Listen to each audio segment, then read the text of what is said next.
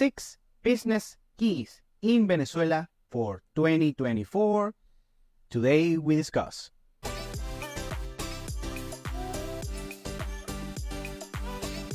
Welcome to Venezuela Insider, the only place in Venezuela for expats, digital nomads, entrepreneurs, investors, travelers, and related internationals.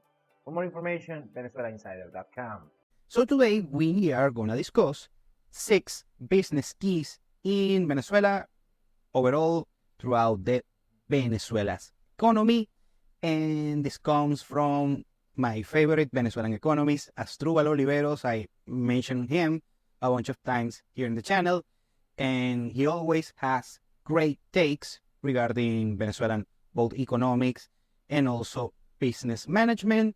It has no ways. I cannot wait to share with you these particular keys for businesses in Venezuela. So let's start. Number 1 is economics of scale are very complicated.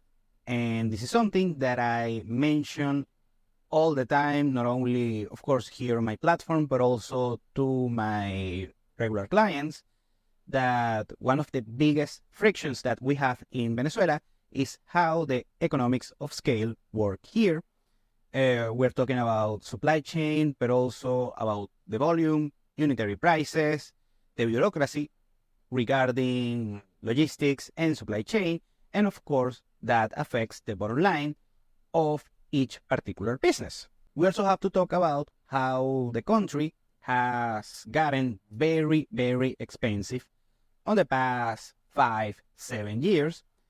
And of course, that happens for many reasons. Before, let's say, 2017, we had a lot of subsidies throughout the Venezuelan economy regarding utilities, electricity. Gasoline back then was dirt cheap, almost free. Right now is still cheap for international standards, but it's very expensive for Venezuelan standards because right now you are paying around $0.50 per liter of gasoline and 80 cents of US dollars for diesel, and that affects, of course, the whole economy, but most importantly affects supply chain because transportation requires, of course, gasoline and diesel requires fuel, and hence if you increase the prices on fuel, you will increase the price on each particular point of each particular supply chain, and of course the whole supply chain here in the country. But doesn't have to do just on fuel, it has to do with how the economy mutated in the past decade. I have to beat that dead horse yet again. The Venezuelan GDP collapsed around 80% on the past decade, and right now we are on a quote-unquote recovery from around 25-30% of GDP, of course, from a very low base, so we still have a long way to go. And one of the consequences is how the consumer behavior changed in Venezuela for the worse. First, in the midst of the crisis, we had a lot of scarcity that was taking place because of bad economic policies by, of course, the government. We're talking price controls, capital controls, currency controls, you name it, a bunch of controls. And that destroyed the incentive in order to produce or import many kinds of goods and services. Afterwards, when combined with the subsidies, when those restrictions, and most of them have been lifted, what ended up happening is that right now you had the incentives yet again for businessmen and entrepreneurs in order to provide yet again this particular cohort that's very huge of goods and services. However, this time without subsidies and also with a very impoverished population that cannot demand these particular goods and services after this collapse. So the economics of scale change because you have less real demand, less purchasing power by the consumer here in Venezuela. So you cannot go with a huge scale. You have to do it on a very smaller scale, all of this process, all of this supply chain of goods and services. And when you reduce the units of each particular good, of course, any price, the price that you are the final price for the final consumer is gonna be more expensive because you are selling less units, and hence your costs stay pretty much the same, and hence you have to distribute this particular regular fixed costs and fixed expenses as a business. You have to pass it on the unitary price throughout less people, and one of the reasons why Venezuela has gotten more expensive on the past few years. Number two is a complex sales process. Still, after the quote-unquote crisis, after the 80% GDP collapse, right now, since the market has mutated and the consumer behavior has mutated and are still mutating at the moment, what happens is that create a structure, a strategy that is fixed, business as usual, is very complicated in Venezuela because the prices change, also the structure change, also how the market works. I'm talking consumer behavior and purchasing power of the final consumer. So what happens also is depending, like I mentioned previously, with scale.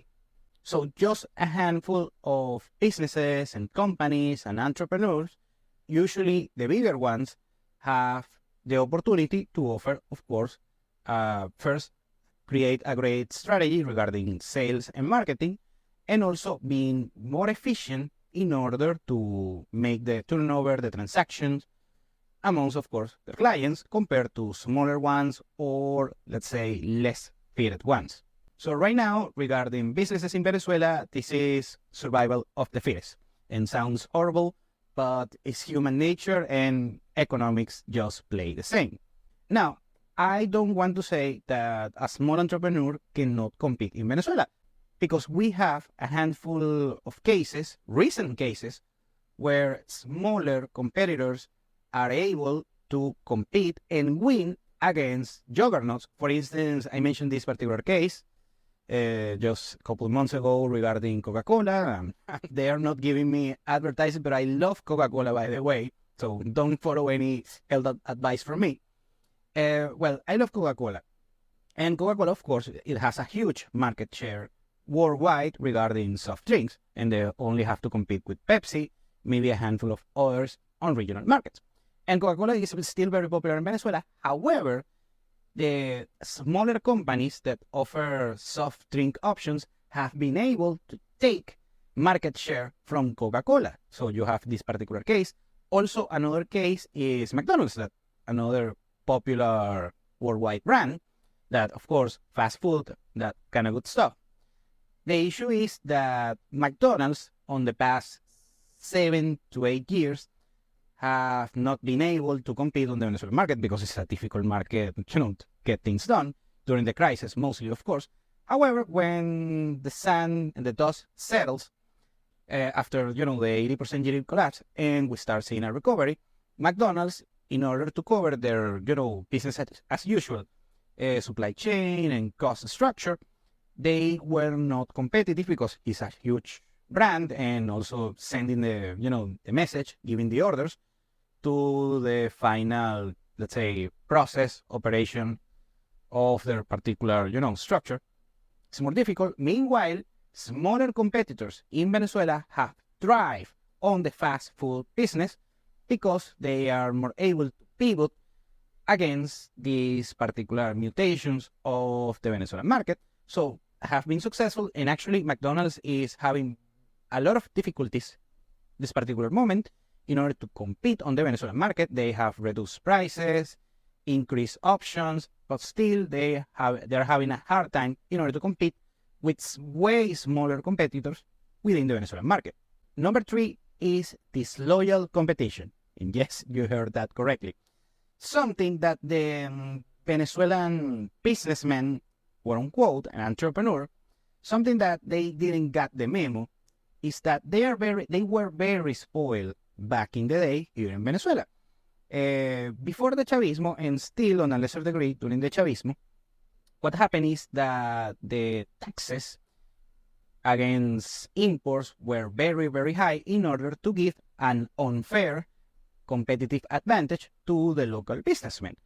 That's why importing back on the day was very difficult. I mean, it was easy to import goods and services, mostly goods, of course, to Venezuela because the tariff, the taxes, in order to do so, were very expensive. So the Venezuelan local producer and industrial had a very good advantage. However, since the crisis, first, the Venezuelan local producer has become, let's say, first, very damaged for the 80% GDP collapse, of course. However, right now that we are growing back again, it's very, very difficult for the average businessman here in order to compete, for instance, with good quality products from all over the world, from the US, from China, from Europe, from Brazil, from Turkey. By the way, we have a bunch of Turkish products right now here in the country since the past decade. Anyways, so the new paradigm for the average businessman is that first, they don't have high profit margins as they used to have in the past. And also they have a lot of international competition and also local competition from smaller entrepreneurs that have a more decent cost structure. So they have to face reality that business are not going to be as usual as it was prior to the 80% GDP collapse. So now they have to compete for real and they are having trouble doing so. Number 4 is credit and financing. I mentioned this a bunch of times here on the platform. Is getting credit in Venezuela is next to impossible. It's not impossible, but it's next to impossible. However, the trend from a very low base is that credit and financing is increasing in the country from a very low base. Yet again, you have until last year, you had the average credit, I'm talking the whole credit in the economy, it was just 1% of GDP compared to the rest of countries in Latin America that they have 30%, 50%, 60% of credits throughout the economy. I'm talking, of course, business credits, entrepreneurial credits, mortgages, consumer credit, and so on and so on. Right now, since the past year, I mean, since the close of last year, 2023, the credit overall in Venezuela increased from 1% to 2% of GDP. And those are good news, still a long way to go. Because many companies, in order to grow further their particular operations, they need credit, but it's next to impossible for these particular companies, of course, depending on the company, in order to get credit for capex on their own businesses. Also, we had a few options. Right now, we have auto cars credits from many banks here in the country. That's a surprise, a pleasant surprise, by the way. Also, we have a couple of options regarding consumer credit for the average Venezuelan. That's still very low, but I mean, it was pretty much not existing just a few years ago.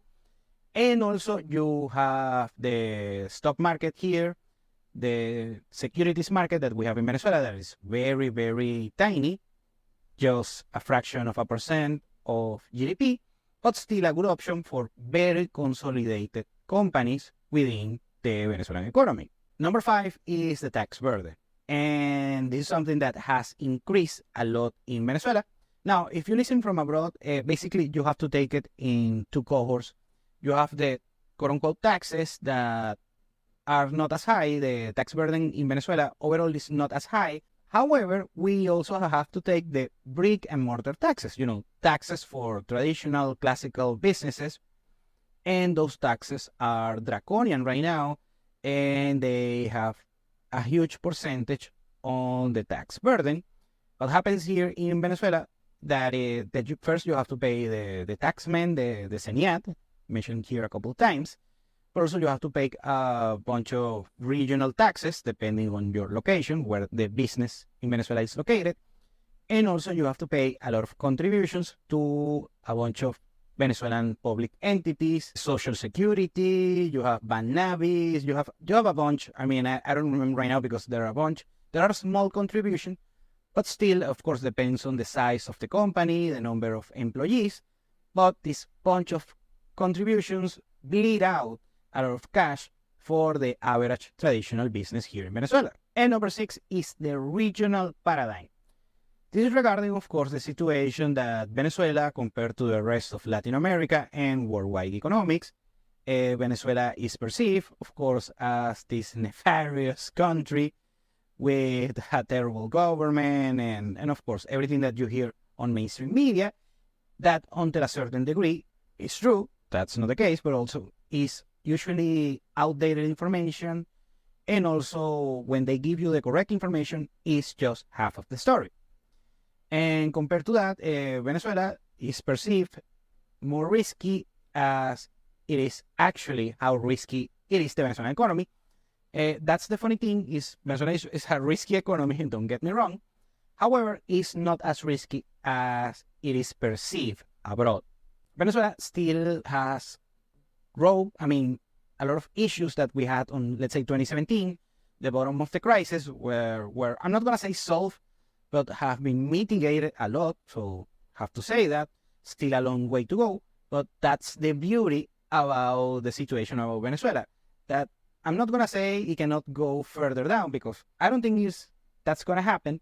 But since there is a lot of room to grow and a lot of growth perspective, from where the standpoint that it should be, the further growth that we're going to see in Venezuela in the next, let's say, 10 years, and the worst case scenario is being on the situation that we are right now, basically the same level. That is not ideal, but the further growth that we can see in the Venezuelan economy, now we are still very low compared to our, let's say, partners here in Latin America, like Mexico, Brazil, Panama, Chile, and Colombia, and even Argentina. We're still lower from that level, but with a mediocre performance of the Venezuelan economy on the next decade, we can still be on a similar standard that those governors within Latin America. Thank you for watching Venezuela Insider.